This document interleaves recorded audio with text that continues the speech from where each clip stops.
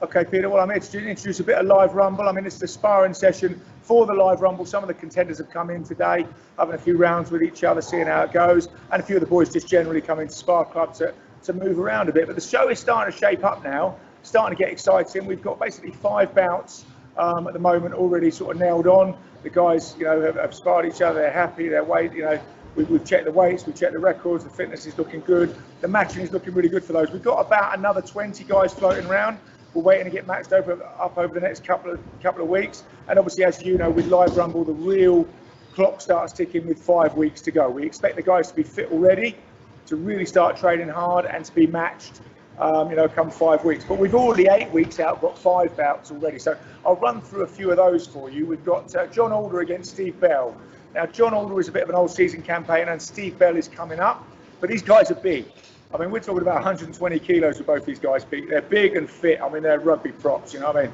And they've already fought each other once, and it was a humdinger. It was an absolute humdinger, and it was a draw.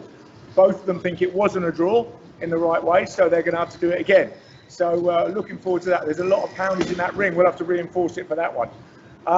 We've got another couple of guys down the 80 kg mark. We've got Simon Barlow against Tom Conley. Now, these guys are both only 1-0, but they're obviously, they got that first victory. Both of them boxing out in November against other opponents, and they're coming together now. So even though it's only sort of early in their career, it looks like a great match. And when they spar, the sparks really fly. But they're 1-0, so somebody's always got to go. We've got some really experienced, sharp heavyweights coming in between Andrew Osborne and Jack Douglas as well. Both of these boys are 4-1.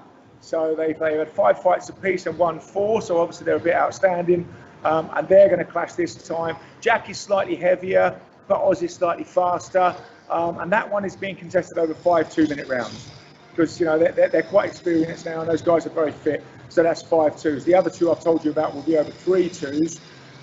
We have an interesting one coming up between George Pickett and Grant Barber. Now, these guys have been around the circuit for quite a while. They both fought on Queensbury, and weirdly enough, out of their about 20 fights each, they fought each other twice. So this is the first time we will ever be having a rubber match. They haven't fought each other for about 3 years, and their careers just seem to mirror each other. They seem to be really active and winning loads. They seem to be really active at the top level, maybe drawing, maybe losing one, winning one, or a bit inactive. Anyway, they're coming back now, and this time it's the rubber match. So we're going to find out once and for all who's the best. At the moment, it's 1 draw and 1 win for George Pickett. So we're looking at this is really the decider, to see whether Grant can sort of draw the series or whether George just gets that two wins and 1 draw ahead. And then we've got a real highlight fight coming up, another 5 2s between Josh O'Brien and Albert Benton Jr. Now, these guys, again, are seasoned campaigners. They've been around the circuit, around Swindon, around Oxford, winning a lot more than they've been losing, and I think generally improving. Again, talking about mirrored careers, but the strange thing about this one, Peter, is they've fought before. They fought it was Josh's first fight about 5 years ago, and it was Albert's 3rd fight, I believe. It was a bit of a humdinger. Josh was getting beaten, and then Josh turned it on his head in the last round, knocking Albert down.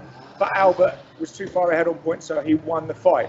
So, is it going to be repeat or revenge? And then, weirdly enough, they've both gone off and had these stellar white-collar careers, and now we're bringing them back together to fight over 5 2s for the Southport Boxing Club middleweight title. So, that's going to be an interesting one. So the card is shaping up well at the moment. 5 really humdinging fights, and we're going to match another 5 over the next week, 2 weeks. And we've got a few of the lads here as well to talk to. So, we're really looking forward to that. The show's looking good. It's looking strong.